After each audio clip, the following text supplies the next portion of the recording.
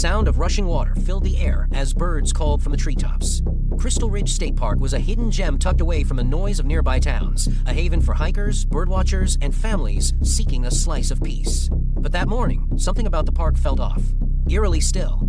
2 hours later, that silence would be pierced by a frantic 911 call, a missing persons report, and blood left behind on a blanket that was supposed to host a family meal. Allison Doyle had always been the planner. A 38-year-old civil engineer from Charlotte, she was meticulous, thoughtful, and exacting. Her partner of 5 years, Marcus Hale, a defense attorney with a charismatic edge, often joked that she even scheduled their spontaneity.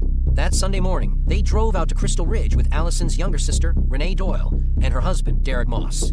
The idea, a small family picnic to reconnect after months of busy schedules and back-to-back court cases for Marcus. Derek, a former Marine-turned-carpenter, had just finished a massive renovation project and was eager for a break. Renee, a high school counselor, packed the cooler full of homemade pasta salad, sandwiches, lemonade, and, of course, Allison's favorite, strawberry shortcake. They arrived at 9:42 a.m. and chose a shaded clearing near the river trail. Marcus set up the folding chairs. Allison laid out the blanket. Renee uncorked a bottle of wine. Laughter echoed among the trees. A drone camera, launched by Derek, captured slow pans of the wooded area, the friends smiling and sipping wine beneath a clear sky. It was ordinary, idyllic, until it wasn't. At 11:13 a.m., Allison excused herself to walk down toward the river trail. She wanted to grab a few photos of the wildflowers she'd read about online. "I'll be 10 minutes tops," she said. Renee offered to go with her, but Allison waved her off with a smirk. "You'll just rush me," she joked. That would be the last time any of them saw her. At 11:29 a.m., Marcus checked his watch. Allison hadn't returned. By 11:45, concern turned into confusion. Derek grabbed his drone controller and sent the small device buzzing over the nearby trail. Marcus called out her name along the edge of the woods. Nothing. At 12:07 p.m., Marcus dialed 911. "My fiancé went for a short walk off the picnic area, and she hasn't come back. We can't find her anywhere. Please, we need help."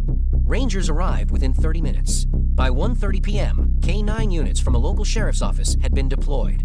Helicopters were requested. Volunteers from a nearby hiking group joined in. The initial search was treated as a missing persons case. The assumption? Allison had gotten lost or injured. But there were complications. Her phone had been left behind on the picnic blanket. So had her shoes. She'd walked down the trail in socks, something uncharacteristic for the normally cautious woman. Her wine glass sat half full next to the cooler. More troubling was what the dogs found at 3:04 p.m. Roughly 300 yards from the picnic site, in a small clearing off the main trail, searchers found a smear of blood on a rock. Next to it, broken branches, signs of struggle. A piece of torn fabric from Allison's shirt. Renee broke down when investigators returned to inform them. Marcus stared blankly, jaw clenched, fists trembling. "Who would hurt her?" he whispered. That was the question. Sheriff Nolan West, a 25-year veteran, led the investigation. Interviews were conducted separately. Marcus, Renee, and Derek were each asked about the morning in detail. Their stories aligned, but West wasn't satisfied. He ordered a background check on all three. What came back was unexpected. Marcus Hale had a sealed court case in another state, one that involved an alleged domestic incident 5 years earlier. Charges were dropped, but was enough to raise eyebrows. Derek Moss, despite his calm demeanor, had once filed for bankruptcy after being sued for contractor fraud. And Renee Doyle? She had nothing. Clean record. No complaints. No suspicious connections. Still, none of it was enough to accuse anyone. Not yet, but that changed 3 days later. On May 15th, searchers uncovered a body. Male, Caucasian, mid-40s, dumped in a ravine less than 2 miles from where Allison vanished. No ID, but he had been shot, execution style. No wallet, no phone, just a single key and a crumpled receipt from a gas station 50 miles away. The media exploded. Missing woman case expands. Unknown body found near Crystal Ridge. Sheriff West ordered a second autopsy to search for DNA, and a key was traced back to a storage unit registered under the name Jason Krieg. Investigators discovered Krieg had ties to a private security firm, now defunct, and a history of minor assaults and shady business practices. His last known address? A motel 12 miles from Marcus Hale's law firm. The connection was tenuous, but enough to raise suspicion. Investigators began tracking Marcus's movements. His alibi for the week before the picnic seemed airtight. Court appointments, client meetings, GPS-confirmed travel logs. But something didn't sit right. Then came the footage. Derek's drone footage, previously overlooked, was reanalyzed by a tech unit. A blurry figure, partially obscured by trees, was seen walking along the river trail moments after Allison left. It wasn't any of the four in the picnic group, and it wasn't Allison. The figure was broad-shouldered, wore dark clothing, and appeared to be following her at a distance. Suddenly, this wasn't just a missing person. It was potentially a homicide. Renee, increasingly agitated by the lack of answers, reached out to a private investigator, Cynthia Holt, a former FBI analyst. Within days, Holt found something chilling. Bank transfers. Marcus had sent three $4,000 payments to a now-deleted account in early April. When confronted by detectives, Marcus claimed it was for legal research services. But no records of that firm existed. Warrants were issued. Marcus's home and office were searched. Inside a locked drawer in his office was a burner phone. On it, a text thread. March 28th, unknown number. You sure she'll be alone? Marcus, yes. Make it clean. April 2nd, unknown number. Payment received. Consider it done. But here's the twist. Those texts weren't about Allison. They were dated weeks before the picnic. And the location mentioned? Charlotte, not Crystal Ridge. So what did Marcus plan? And what went wrong? 5 days after Allison's disappearance, Renee received a letter. It had no return address and was postmarked the day after the picnic. The handwriting was sloppy. Inside was a single sentence, scribbled in black ink. You should have told the truth. Detectives were stunned. Was Renee hiding something? She denied everything. But Holt dug deeper and discovered something shocking. Renee had once been engaged to Jason Krieg, the man found dead in the ravine. They broke off the engagement 8 years ago after a violent incident she never reported. When Holt confronted her, Renee finally broke down. Jason was dangerous. I thought he was gone for good. I didn't know he was back. But if Jason was in the area, and if Marcus had contacted someone about a hit, was Jason the intended target? Had Allison been taken by mistake? Or worse, was it planned by someone else entirely? On May 19th, a fisherman discovered something tangled in the reeds of the Crystal Ridge riverbank. A piece of cloth. It matched the shirt Allison wore. Further down the river, divers recovered a torn backpack. Inside, her driver's license, a bloody rock, and a flash drive. When analyzed, the flash drive contained a single file, a video clip, less than 10 seconds long. It showed Allison's face. She was crying, gagged, and bound in a dark room with cinder block walls. In the corner of the video, a man's voice whispered, "Tell them the truth, or she dies."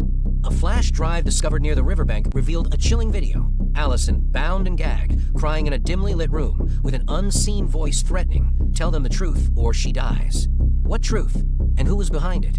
Forensic techs ran voice analysis on the clip. It wasn't Jason Krieg, and it wasn't Marcus Hale.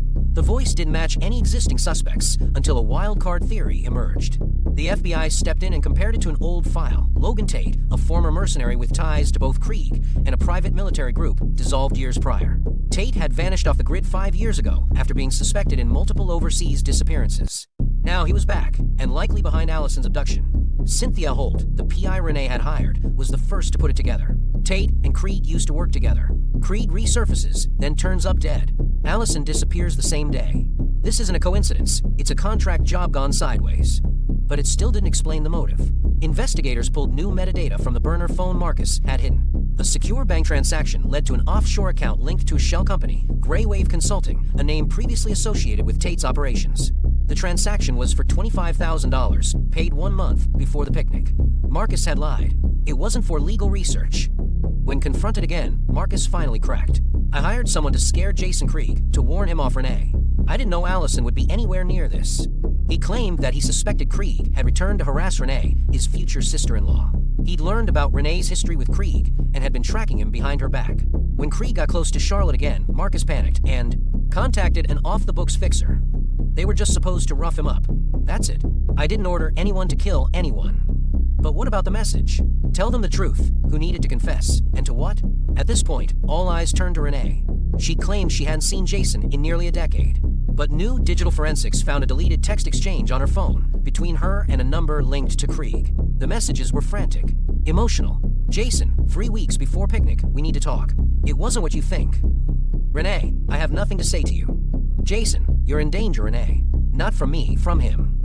Investigators were stunned. Who was him? Could it be Marcus? Or Derek?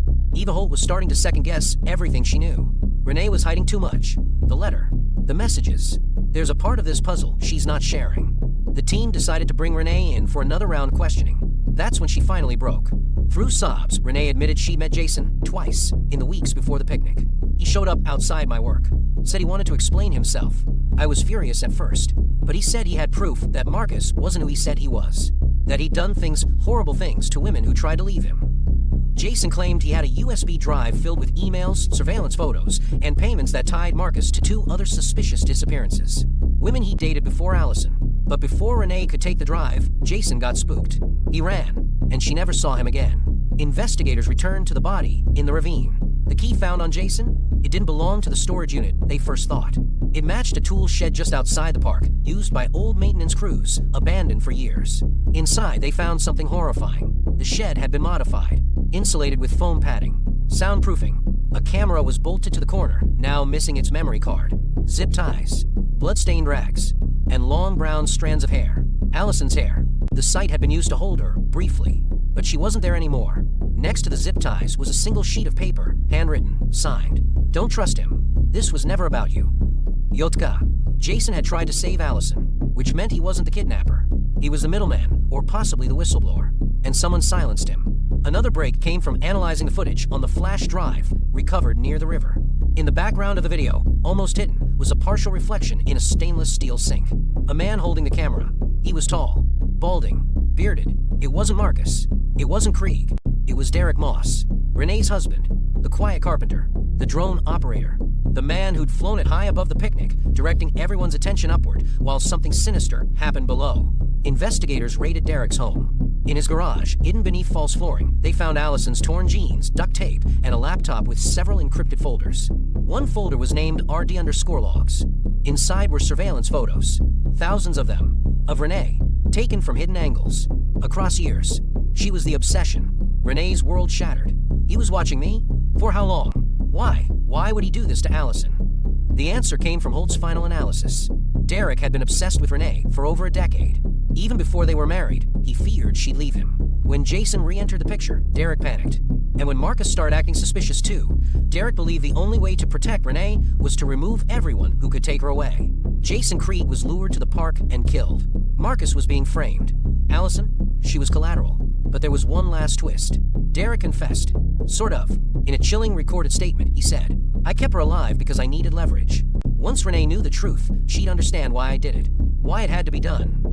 He claimed he left Allison alive in a secondary location, but he refused to say where. Search teams spread across the county. Time was running out. Without food or water, Allison couldn't survive much longer. Then a GPS ping from a stolen burner phone was traced to an old storm shelter behind an abandoned farmhouse Derek's father once owned, 50 miles from Crystal Ridge. At 3:42 a.m. on May 24th, law enforcement forced the door open. Inside, cold and barely conscious, was Allison Doyle. Alive. Allison was rushed to the hospital with signs of dehydration, a fractured wrist, and psychological trauma, but she survived. Marcus Hale was cleared of involvement in the abduction, but still faced charges for hiring Krieg's attackers. His law license was revoked. Renee filed for divorce. She moved out of state, quietly, without a forwarding address. Derek Moss was charged with kidnapping, first-degree murder, conspiracy, and unlawful surveillance. He pled not guilty by reason of insanity. A psychiatric evaluation revealed deep-seated delusional paranoia. He will likely spend the rest of his life in a mental facility. And Allison? She disappeared from the public eye. But 1 year later, she released a private journal entry to a local paper. "I spent 3 days thinking I would die.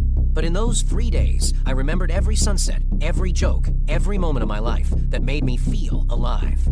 I wasn't ready to leave, and I didn't. I fought. Now I get to start over."